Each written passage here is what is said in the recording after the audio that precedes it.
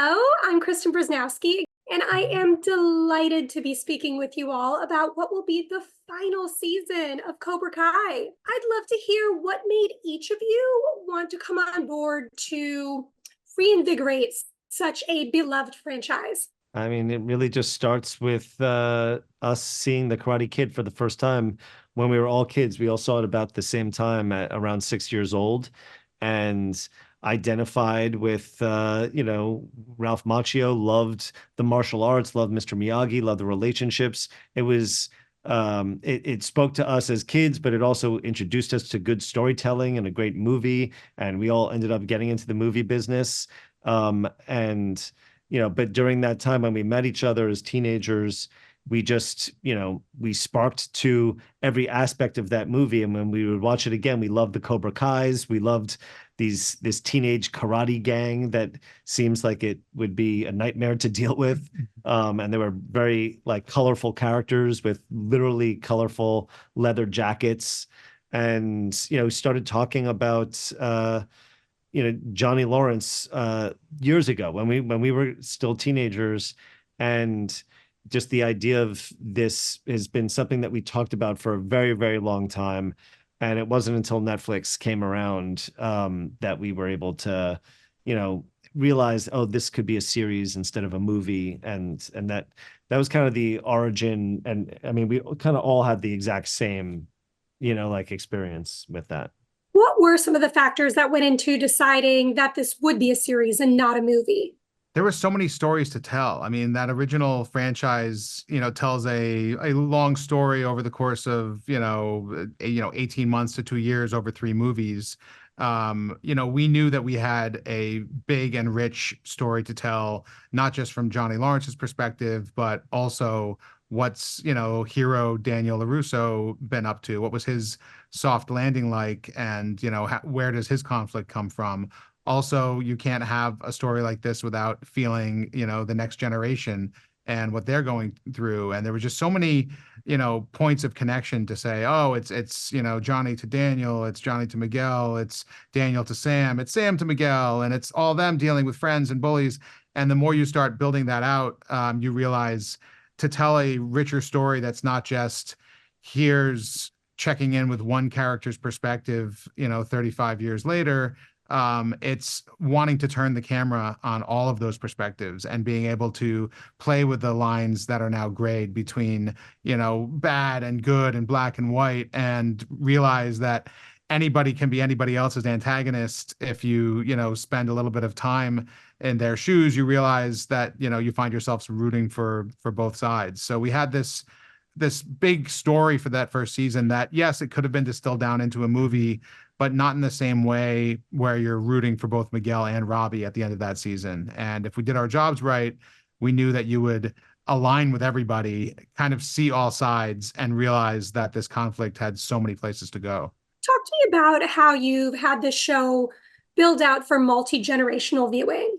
From the beginning, it starts with our love of Karate Kid. And we happened to watch Karate Kid when we were 6 or 7. And then we watched it again, over and over again, every year of our lives. We're watching it as teenagers. You're watching it in your 20s. You're watching it now. And we were able to identify with different characters at different times in our lives. We loved Daniel LaRusso and we loved Miyagi, but as we got older, you're able to relate to Miyagi more, relate to Daniel's mother more. You're able to have a greater perspective on, the bullies in the school and realize maybe they had something going on in their lives. Because in our real world, you knew that, the bullies in our school had things going on in their lives. So just more time gives more perspective. So when approaching the show, we wanted to give the same kind of, viewer experience that we had watching Karate Kid, although an updated version with maybe a little bit more edge because we're coming in through the Cobra Kai lens.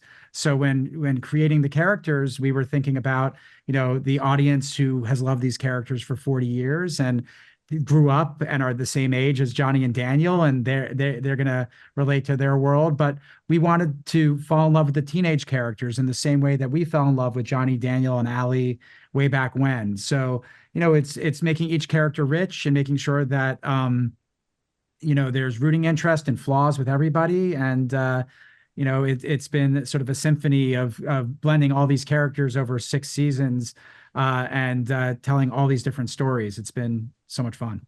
How has the success of the show now fed back into the film world? Well, I think that we always felt that this franchise had a lot of potential and connected with a lot of people.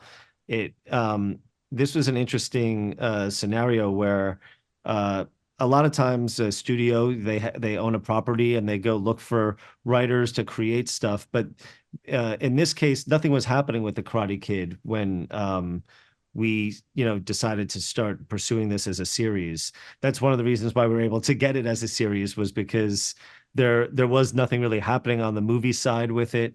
And so it was just kind of dormant. But we had this take, we really wanted to do this.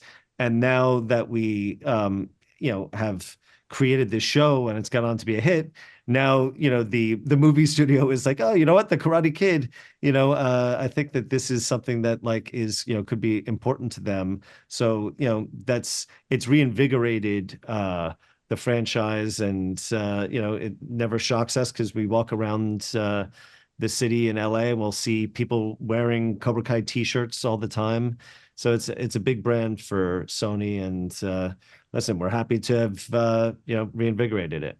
And I know no spoilers, but what overall can viewers expect from this final season, which I believe is going to have 3 parts? It's the biggest season yet. I mean, it's 15 episodes, which is 5 more usually than we've ever done before. Each of those 5 is a mini season unto itself that ramps up and then ramps up bigger and then ramps up biggest. It is going to deliver on all the promise of what's to come with the world tournament from how we left season 5. It's going to deal with every single ball that's in the air from season 5 and from the franchise before it. Everything has to land, everything must come to an end, and everything will be concluded in a way that is powerful and tearful and funny and heartfelt and just plain right. Well, I can't wait to see it. And I want to thank the 3 of you for taking us behind the scenes. We really appreciate it. Thank It's you. our pleasure.